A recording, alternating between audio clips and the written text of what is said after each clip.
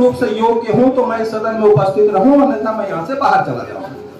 महोदय, नगर निगम की धारा 17(2) कहती है कि यदि कोई भी पार्षद लगातार 6 महीने से नगर निगम की किसी भी बैठक में उपस्थित नहीं होता है तो वह पार्षद रहने योग्य नहीं है। महोदय, मैं पिछले 2 वर्ष से नगर निगम की किसी भी बैठक में उपस्थित नहीं हुआ,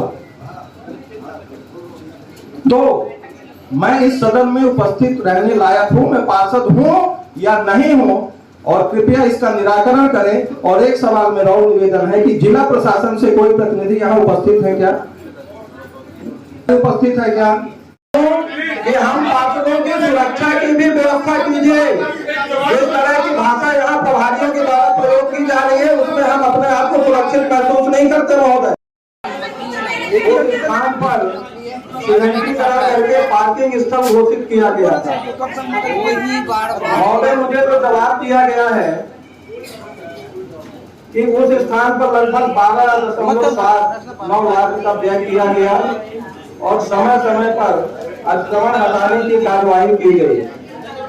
महोदय, मैं प्रभारी महोदय से जानना चाहता हूं कि समय समय पर जब अतिक्रमण हटाने की कार्यवाही की गई तो वहां से कितनी दुकानें हटाई गई और कितनी पुनः लगाई गई?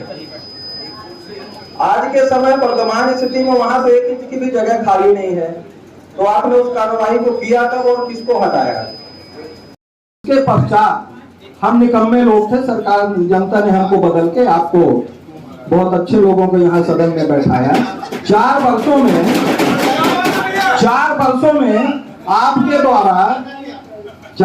में आपके द्वारा वहां से कितनी बार अतिक्रमण के खिलाफ कार्यवाही की गई? ऐसा आपने बसाया है, पूरा शहर देख रहा है। यदि आपकी बसाने की ऐसी मंशा है महोदय, तो ये जो हजारों प्रधानमंत्री आवास के मामले लटके पड़े हुए हैं, उन गरीबों का घर बसाने का प्रयास किया।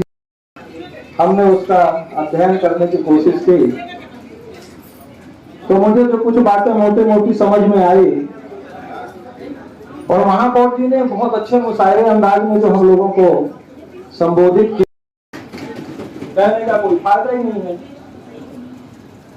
महापौर जी ने अपनी पूरी आस्था व्यक्त करने की कोशिश की विधायक जी के ऊपर। उन्होंने उनकी पूरी 4 करोड़ की विधायक निधि में को दुर्ग शहर में पाने की आशा की है इस बजट में। विधायक निधि के पूरी 4 करोड़ निधि इस निगम को मिलेगी। मैं आपके भरोसे को साधुवाद देता हूं। सांसदों से भी उम्मीद किया है, आय शीर्ष में कहीं भी कोई भी उल्लेख नहीं है। ये 5 लाख कहां से आएंगे इस बजट पे नहीं बताया गया। बहुत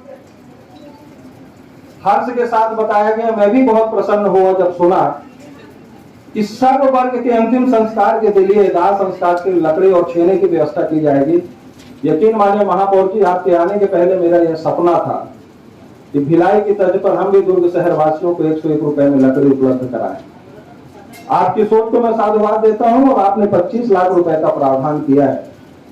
लेकिन महापौर महोदय और आदरणीय सभापति जी, इस बजट पुस्तिका में 25 लाख रुपए की आवक की कोई व्यवस्था नहीं है।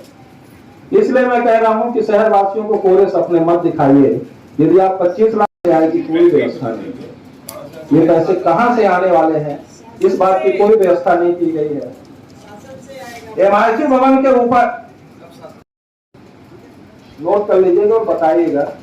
मोटा मोटी यदि 10 दुकान भी हुई, वैसे हर बार 1 दुकान संचालित है। इस दुकानों में आप 10 लाख में क्या बना लेंगे, कौन सा सेट बना लेंगे आप? और इसकी भी आय की कोई व्यवस्था नहीं है, सिर्फ लिखा गया। इसलिए कह रहा हूं, बस स्टैंड का निर्माण, हाईटेक बस स्टैंड 10 लाख रुपए में बन रहा है। अरे 10 लाख में तो पेवर का टाइल्स भी नहीं लग पाएगा उस बस स्टैंड में। आप 10 लाख रुपए में कौन सा हाईटेक बस? 2 करोड़ 50 लाख रुपया व्यय होना बताया है आपने, जबकि आपको सरकार से मिल रहे हैं मात्र 12 करोड़ रुपए। ये डिफरेंस की राशि कहां से आएगी? आपने कह तो दिया कि हम आवासहीनों को आवास देंगे, छत देंगे, किराएदारों को मकान देंगे। 25 2,50,00,000 आप खर्च करने की बात है, 25 करोड़ की बात कर रहे हैं, 25 करोड़। इसलिए मैं कहता हूं कि आपके सपने झूठे हैं।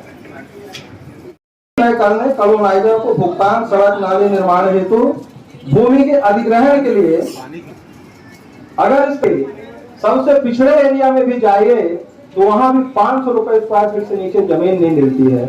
आप 10 लाख में कितनी जमीन अधिग्रहण करके मकान और रोड नाले बना लेंगे महोदय? क्या समझ रखा है आपने शहर की जनता को कि आप कुछ भी बोलेंगे और जनता मान लेगी? 10 लाख रुपए में मकान बनाने के लिए भूमि अधिग्रहण, नाली, रोड। अरे 10 लाख में आप 1000 स्क्वायर फीट से ज्यादा का जमीन अधिग्रहण नहीं कर सकते। है न शिक्षा कर्मी है, न कोई स्कूल है, तो ये 10 लाख रुपए आएंगे कहां से भाई? आपने लगभग 3,76,00,000 का बजट, जिसमें शिक्षकों का वेतन, smart school, modern school, Swami Atmanand school 2 crore रुपए। आत्मानंद स्कूल नगर निगम की है क्या? तुम्हारी महोदय कृपया बताएंगे कि 50 लाख रुपए कहां से आने वाले हैं जिसको आप इस काम में खर्च करेंगे?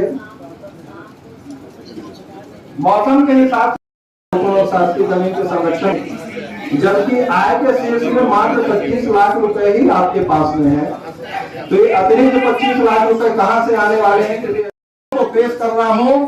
और सम्मानित महापौर महोदय कह रहे हैं कि मैं सदन को गुमराह कर रहा हूं, तो मैं बहुत क्षमा के साथ इस मंच को छोड़ता हूं और आप सबसे निवेदन करता हूं इस पुस्तिका पर भरोसा करें जो आपने छापा है, आपने 2 घंटे में इसे पारित किया है और आपके कमिश्नर ने तैयार किया है। इसमें इसे कहीं खर्च नहीं दिखा रहे हैं। आपके इस बजट में इस 50 लाख रुपए का आप क्या उपयोग करेंगे, कोई उल्लेख नहीं है। नीचे दुकान का निर्माण के लिए 10 लाख रुपए की आय बताई गई है। 10 लाख में कितनी दुकानें बनेंगी महोदय? स्वच्छ भारत मिशन निर्माण 10 लाख रुपए आपने उम्मीद की कि शासन से मिलेंगे, लेकिन ये घर घर शौचालय बनाने का कार्यक्रम आपके इस बजट में नहीं। राशि तो मिल रही है लेकिन आप काम नहीं कर रहे हैं, और ये राशि आपके कथानुसार ही मिल रही है और आपके ही कथानुसार आप इसका कोई काम भी नहीं कर रहे हैं। 2 करोड़ रुपए की उम्मीद आपने की है शासन से मिलने की, लेकिन इंडोर स्टेडियम बनाने का प्रावधान आपने बजट में किया ही नहीं है। तो इस राशि का आप क्या करने वाले हैं शासन से मांग कर?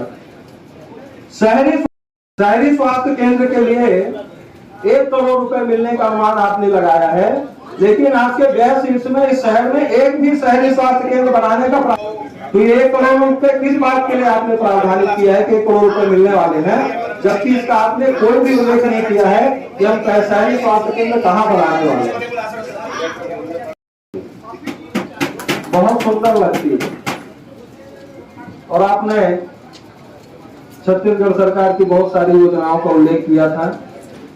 भूपेश है तो भरोसा है। महोदय, इस प्रदेश की जनता एहसास कर रही है कि भूपेश है तो धोखा है। आज ऐसे ही लक्ष्यदार भाषण देकर यह बात कही थी कि विदाई तो होगी पर दिलों में रहेंगे। निश्चित रूप से आप हमारे दिलों में रहेंगे। मैं फिर कहता हूं कि आप मेरे लिए बहुत आदरणीय हैं। आपका व्यवहार, आपका व्यक्तित्व ये शहर याद करेगा। आपने एक शायरी में कहा था कि जमाना हमारा भी आएगा।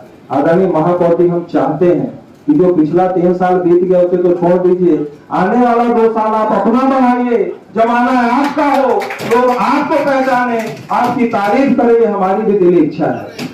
पिछले 4 वर्षों में भ्रष्टाचार का जो रिकॉर्ड दुर्ग नगर निगम ने बनाया है वह शायद किसी निगम में होगा।